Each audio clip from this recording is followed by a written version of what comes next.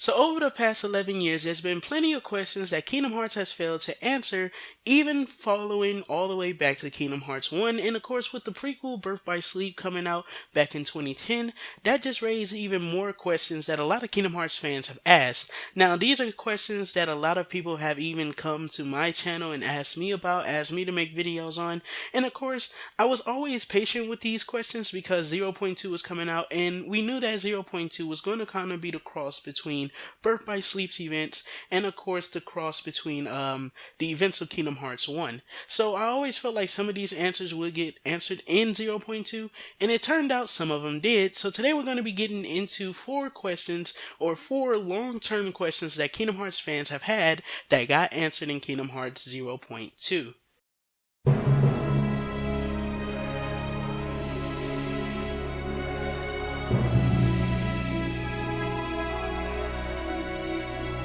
Coming in at number 4, we have, was the door in KH1 the door Sora is destined to open?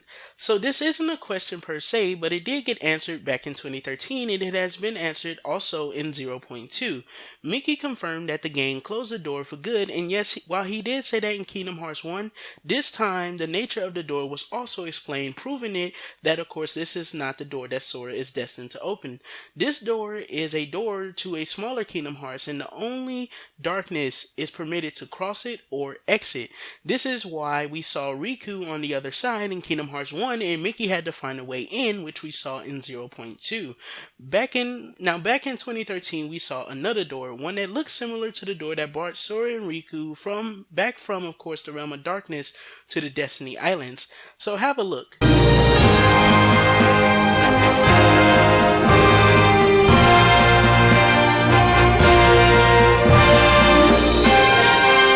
Now, before you say, Mozzie, this is the door from KH2, no, it's not.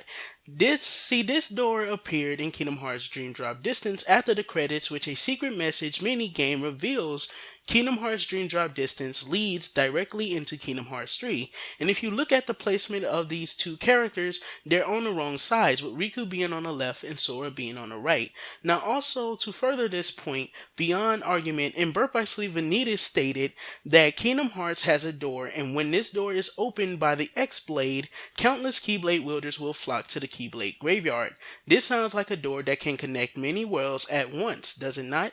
Tetsuya Nomura also stated we'll learn more about Kingdom Hearts, the real deal, in Kingdom Hearts 3, solidifying the fact that Sora and Riku was walking through the door to light that Sora is destined to open at the end of the Kingdom Hearts Dream Drop Distance credits. Seeing as, of course, we got the message that this is going to lead directly into Kingdom Hearts 3 right before this pops up on the screen, and of course the placement of these two characters are wrong, I definitely believe that this is the door that Sora is meant to open, the one that we saw in Dream Drop Distance, with the door that we saw in Kingdom Hearts 1 being a door to a smaller Kingdom Hearts, which Mickey confirmed.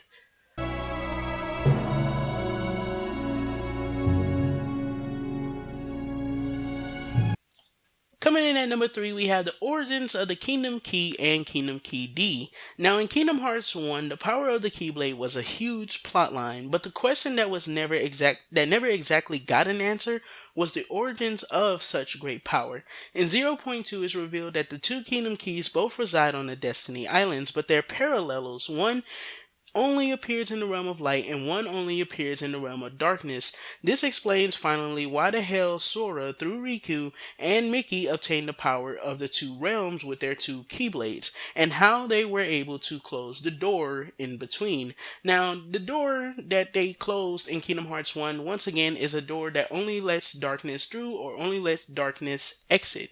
So with that being said, of course, we know that Kingdom Hearts 0.2 has finally answered the question of why was it that in Kingdom Hearts 1, these two Keyblades, or of course the Kingdom Key, and when we saw Kingdom Key D with Mickey, these two Keyblades seem to be the most important Keyblades out there. Remember, Mickey even had the letter that said, find the boy who has the key, which meant the Keyblade that actually looks like a fucking key. So, obviously, this explains, what these two powers are from. And of course, Destiny Islands, obviously the word destiny in there. Think about it, the Keyblade, the destiny of the worlds and stuff like that, the Destiny Islands and the Kingdom Key and the Kingdom Key D. Finally, it makes sense why these two Keyblades are not only seem to be the only two that's so closely connected, but also these two are the Keyblades that pop up on the X Blade, which is connected to Kingdom Hearts and stuff like that. You see what I'm saying? Like, it's all that plot line has finally been resolved, because that answer of like how did they obtain this power has finally got its closing point. It finally has the final piece of information to finally close the book on the Kingdom Key and the Kingdom Key D. So we finally understand why these two characters got this power. Also, just another little thing to throw in there, this also explains why there's always been multiple Keyblade wielders, as Vanita stated in Birth by Sleep, and of course, as Yen Sid has kind of implied in some of the Kingdom Hearts games. This kind of explains why those Keyblade wielders didn't have anything to do with the events of Kingdom Hearts 1, because apparently they didn't have the power to do anything about what was happening. So definitely, this finally explains and put it into the plotline of the Kingdom Key and the Kingdom Key D.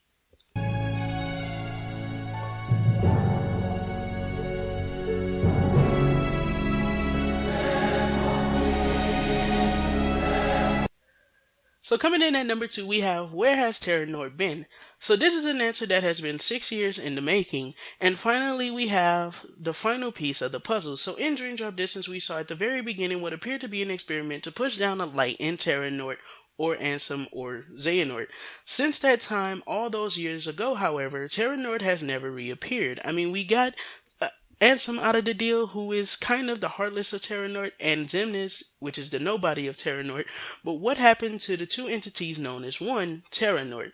Well, these two apparently both were lost in a complete place of darkness, probably the deepest depths of darkness. If you remember, Terra mentioned that in Birth by Sleep.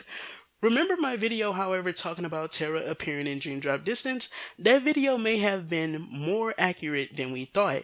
In 0.2, Terra informs Aqua, although she can see him, she's seeing what her heart remembers, not what reality of his situation is or his appearance due to his reality or what's exactly happened to him.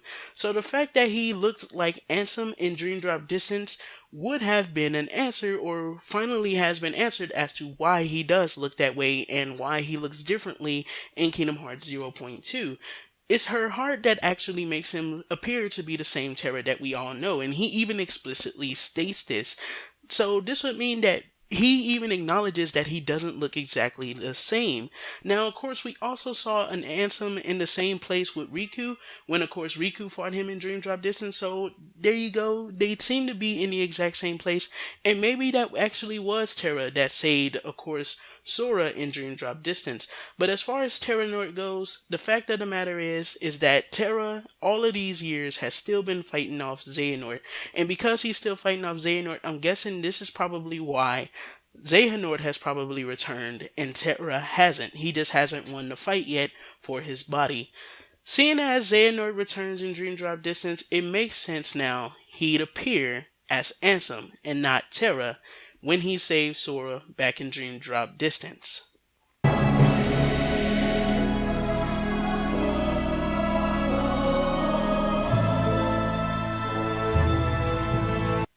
So coming in at number 1, the final question that we have, and I feel like it was the most important question that got answered in Kingdom Hearts 0.2, just because, once again, how many people have asked me this.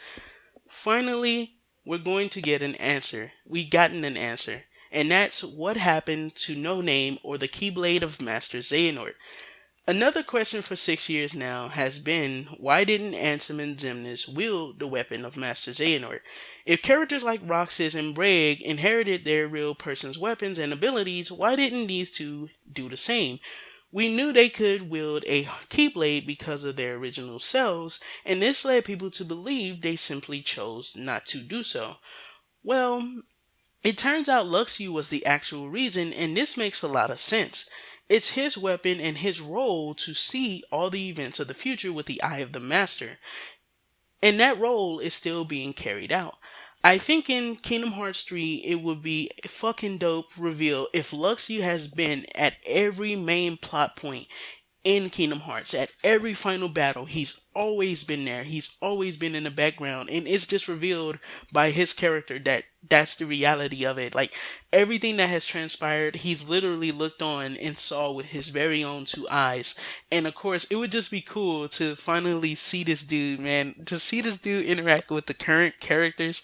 I don't think he would join Xehanort. I have to say that right now because if you realize Luxu in his little moments, and of course, the finale of Chi, the browser game, he does kind of show, and I'm gonna say this as many times as I have to, he does kind of show like he wants to protect the world, not the current world, but the world that actually comes after. So if he wants to protect the world, and Xehanort wants to try and see what happens if you fuck with the balance of the world with the power of Kingdom Hearts, I can definitely see him at least being like a mediator between the two, to where essentially he may try and stop Xehanort, or he may try and give Sora and the gang some type of hint on how to stop Xehanort, because Xehanort's Keyblade is the most ancient Keyblade of all time, and what we see with the fucking foretellers in back cover, it seems like they possess a lot of power. They possess powers that we have yet to see from, of course, Keyblade wielders right now. With Keyblade wielders right now usually being able to cut shit and be able to use magic. With what we saw in back cover with Aced and Envy, Envy can turn matter into fucking water, or she can change matter. Fucking Aced, he can open wormholes. So if they have powers like that, then of course just think about what power the most ancient Keyblade of all time actually possesses. And if Master Xehanort has been hiding his power the whole time, there's no way this Keyblade just channels darkness, man. This dude destroyed a whole world with a little bitty speck of darkness from his own power. So there's no way it just channels darkness, bruh. This Keyblade has the power to destroy worlds. So I can't wait to see exactly how Sora and the gang are gonna put him down. And I feel like Luxu would probably be the perfect answer, or Luxu would probably have the answers that they need to finally put fucking Master Xehanort down. But let me know what you guys think about these 4 questions. Did any of your questions get answered in 0.2 from a long ass time ago? I know a lot of people have a lot of questions from Kingdom Hearts. It's pretty much a whole thing. Like 0.2 even brought up some new questions.